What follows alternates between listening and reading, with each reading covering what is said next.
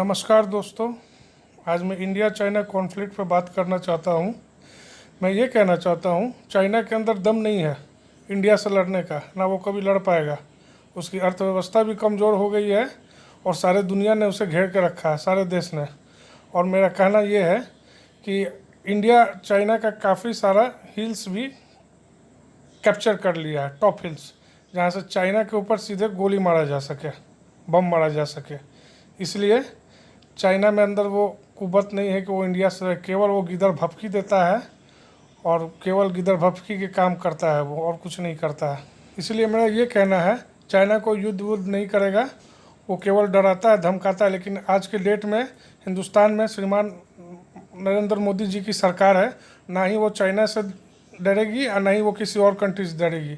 China बस ये कर रहा है, वो पाकिस्तान के कंधे के ऊपर बम रख के या गोली रख के चला रहा है। वो पाकिस्तान को लड़वाना चाहता है, अपने तो उसके अंदर कुव्वत नहीं है लड़ने का।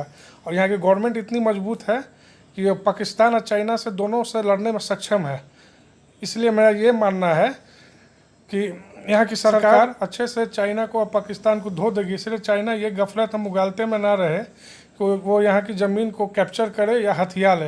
यहाँ की ज़मीन अब कैप्चर करना आसान नहीं है। ये 1962 वाला हिंदुस्तान नहीं है, ये 2020 का हिंदुस्तान है, जो श्रीमान नरेंद्र मोदी जी के नेतृत्व में चल रहा है। और वो यहाँ के प्रधानमंत्री हैं, जो काफ़ी सशक्त और मजबूत प्राइम मिनिस्टर हैं यहाँ के हिंदुस्तान के। इसीलिए किसी भी देश को आँख उठाने की हिम्मत नहीं है अभी हिंदुस्तान की तरफ।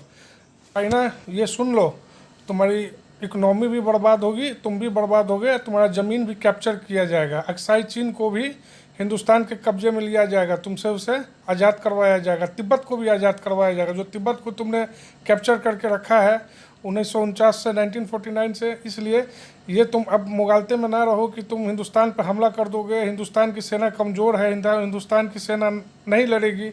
ये तुम मुगालते में ना रहो, तुम्हें ऐसे पटखनी दी जाएगी कि तुम हमेशा याद रखोगे। जिनपिंग सुन लो, तुम्हारी सेना तो ऐसे ही पीठ दिखा के पीछे भाग जाती है। बस हिंदुस्तान की सेना एक गोली चलाती है, तुम्हारी सेना पीछे भाग जाती है। वो हिंदुस्तान की सेना को देख के उसकी पैंट गीली हो जाती है। इसलिए तुम क्या लड़ोगे, तुम्हारी लड़ने की औकात ही नहीं है हिंदुस्तान से। और दूसरी बात, तुम जो चाह रहे हो कि फिंगर 4 और फिंगर 8 पे तुम्हारी कब्जा बना रहे, तो फिंगर 4 हम लोगों ने कब्जा कर लिया है और फिंगर 8 बाकी है, जो वो भी कुछ दिनों में कब्जा कर लिया जाएगा। इसलिए तुम अब शांत हो जाओ और शांति से इस जगह को छोड़ दो, नहीं तो ऐसा युद्ध होगा, ऐसा विध्वंस होगा कि तुम ना तुम्हारी देश रहेगा, ना तुम रहोगे। हिंदुस्तान और चाइना तुम दोनों एक साथ भी लड़ोगे तो भी हिंदुस्तान सब नहीं जीत पाओगे, क्योंकि हिंदुस्तान अब इतनी मजबूत कंट्री हो चुकी है कि तुम दोनों को अकेले वो संभाल लेगी। इसलिए ये सब ख्वाब देखना छोड़ दो कि हिंदुस्तान की ज़मीन पे कब्जा करेंगे और अरुणाचल प्रदेश मेरा है, तो ये चीज़ अब छोड़ दो, क्योंकि ऐसा होने वाला नहीं है कभी भी। देश महान वीरों और योद्धाओं का देश है, ना तुमसे कभी डरा है ना आगे कभी डरेगा। तुम्हें ऐसे धूल चटाएगा, ऐसा धूल चटाएगा ये देश कि तुम हमेशा याद रखोगे। धन्यवाद।